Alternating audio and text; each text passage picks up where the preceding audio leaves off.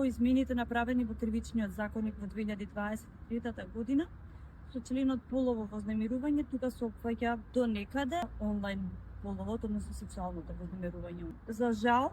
проблемот е во самата имплементација и во самото толкување од страна на како јавните обвинители, така судиите, меѓутоа и првите даватели на одговор во самите полициски станици. За жал, се уште се третира истото по